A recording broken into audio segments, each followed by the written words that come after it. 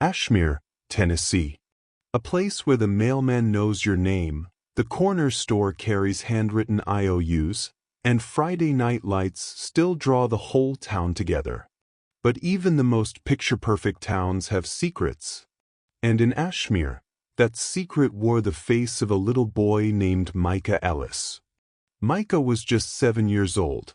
Quiet, fragile, his smile soft, his voice barely louder than a whisper. After losing his parents in a car crash when he was 5, he bounced through foster homes like a paper boat on stormy waters. He never stayed long, until the day he disappeared from the Ashmere foster house. Last seen with his red backpack, walking the path near hollow pine woods. One neighbor swore he was headed to school. Another said they saw him playing by the creek. No one can say for sure. But by sunset, Micah was gone. Ashmere's search for Micah was desperate. Flyers were stapled to telephone poles. Volunteers formed lines through the woods, shoulder to shoulder. The sheriff's department brought in dogs, helicopters, and even divers. But days passed, then weeks, and Micah's red backpack was found unopened. Inside, a juice box, a broken crayon, and a torn page from a picture book. His stuffed monkey, Bongo, lay in the dirt nearby. And the most haunting clue of all? A handwritten note, "Don't cry, I'll be brave." Despite massive efforts, leads dried up. Conflicting witness accounts, poor documentation at the foster home, and a social worker juggling 60 cases. Mistakes were made. Details were missed. The foster home's caretaker, Robert Kessler, claimed Micah left for school that morning. But his timeline didn't match. And a criminal record from another state had somehow never made it into Ashmere's files. Was Micah abducted? Did he run away into the woods and succumb to the elements? Or was he silenced by someone he trusted? Rumors spread like wildfire. A former foster sibling remembered Micah crying at night, begging someone to please stop. A teacher recalled how Micah flinched at raised voices. And the neighbors? They whispered about a man seen in the woods days before. A man who never came forward. Eventually, the posters faded. The news cameras moved on. But the town never truly forgot. Micah's photo, first-grade portrait, missing a tooth, remained on the bulletin board in town hall. And every year, on the day he vanished, candles flickered along the fence of the foster home. His name still lived in Ashmere's silence. Parents held their children closer. Strangers were met with longer glances. And for those who had known him, even in passing, the memory of Micah Ellis stayed sharp, like a breath held for decades, waiting for the truth to come home. But it wouldn't be until 25 years later that truth finally clawed its way back into the light. In part 2 of this haunting case, decades later, a demolition crew makes a horrific discovery. And with it, Ashmere's darkest secret threatens to unravel. Stay with us, for what comes next will shake you to your core. This is True Crime Chronicles. Subscribe for more of our daily editions of true crime stories, share, and join us as we give voice to the forgotten. Because sometimes justice comes late, but it still comes. The Bones Beneath Ashmere. The Micah Ellis case reopened after a long while. Ashmere, Tennessee. A town where whispers carry weight and silence lasts decades. 25 years after little Micah Ellis vanished, that silence cracked. June 4, 2023. Construction workers, tearing down the decaying remains of the old Ashmere foster house, unearthed something unimaginable: skeletal remains.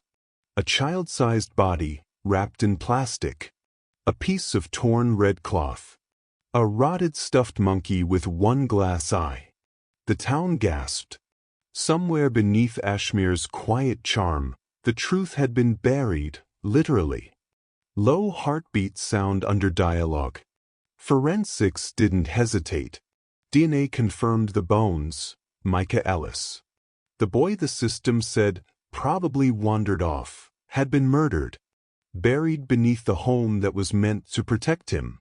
A community once paralyzed by uncertainty was now jolted into collective grief and outrage. The case, cold for decades, was now burning hot. Faint sound of file papers and distant echo. Robert Kessler, former caretaker at the foster home, had long since left Ashmere, living quietly in Nevada.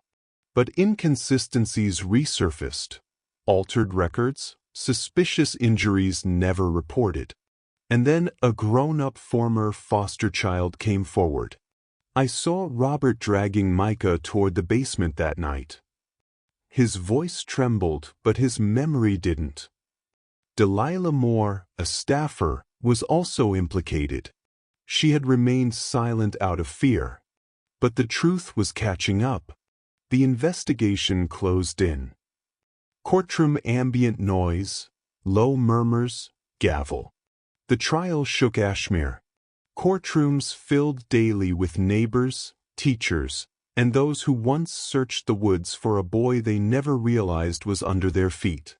Forensics told a chilling story: fractured ribs, blunt force trauma. Evidence pointed to a violent end, covered up and forgotten by those meant to protect him. Kessler was charged with first-degree murder. Moore turned state witness, admitting she helped cover the crime out of fear. Her confessions sealed the timeline. The verdict? Guilty. Life without parole. The courtroom wept, not in victory, but in mourning and relief. Melancholic piano begins softly.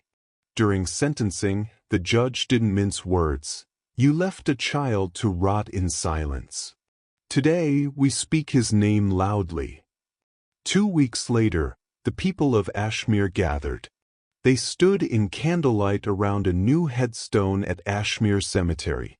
Micah Ellis, no longer a lost boy. Now, a symbol of truth and justice. Low ominous synth building slowly. But the courtroom wasn't the only place guilt lived. The case unearthed something deeper, a system of neglect. Falsified logs. Ignored injuries. Unanswered cries. The state launched a full review of its child welfare system. And out of the ashes came the Ellis Act, a new law mandating oversight and reform across Tennessee. Micah's name, once whispered in pain, was now written in policy. Hopeful strings swell. Ashmere has changed. Parents are more present. Teachers more vigilant. And every October, the town gathers not to remember tragedy, but to honor a boy who changed everything. His story was once buried.